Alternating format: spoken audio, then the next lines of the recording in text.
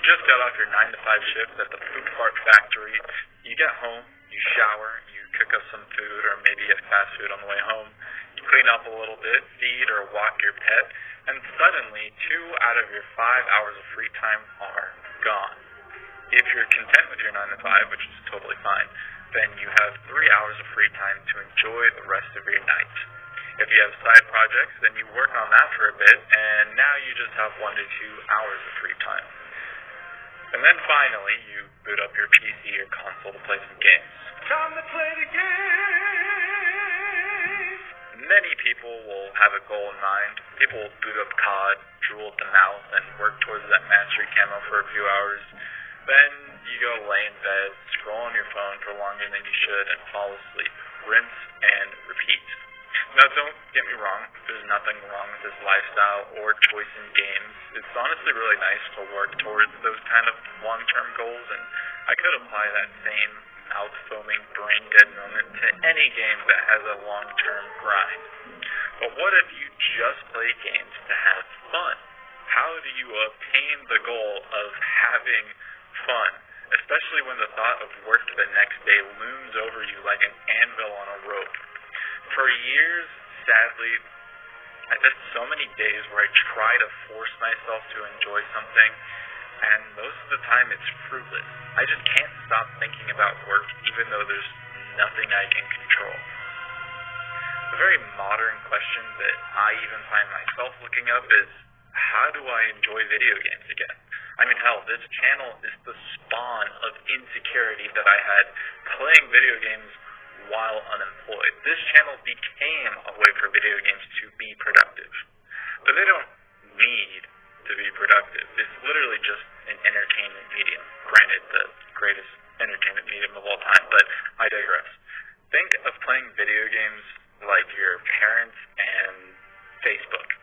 It's supposed to just be a way to relax and unwind, but when we have such tight schedules, we find ourselves trying to get the absolute most out of our time gaming. And this is where our biggest problem lies. Playing games efficiently. What I mean by playing games quote-unquote efficiently is that whenever you boot up your current game, you tend to look up your builds, the best dialogue choices, how to finish puzzles, how to beat bosses, or do an exploit for more money, all in the name of wanting to maximize your free time. You also start to skip dialogue. You don't read the notes or journals, even though they add a lot to the idea to yourself, well, this advice really isn't for me. Not all advice is for everyone. But hear me out. I think the true way to play a game is to treat it like you're playing it 15 years ago. Let's dig up an old memory of yours, or not, if you didn't experience this, but bear with us, remember 10 to 15 years ago, you walk into a GameStop and you bolt it right towards your console section. You start perusing games with the intent to purchase one, and you stumble across a game with some really cool box art and a sick name. For me, when I was a kid, that was like Killzone and Resistance. I had no idea what these games were about, but damn, did that box art look sick. You start looking at the back of the box to get any tiny semblance of what the gameplay might actually look like, but you're not really worried about mechanics, genre, characters, or hell, even politics, but it's the graphics that sell you on that game.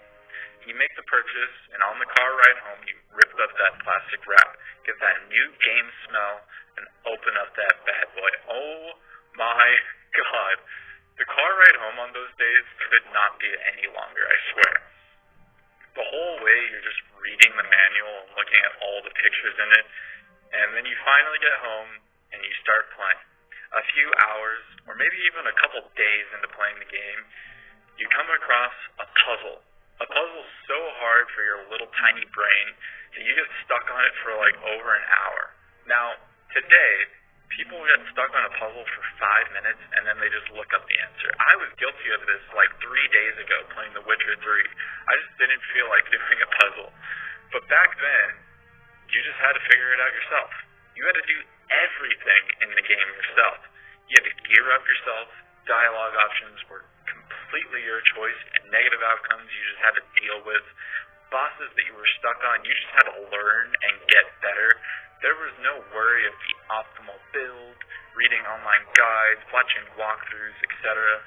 I think, honestly, this is the true way to play video games.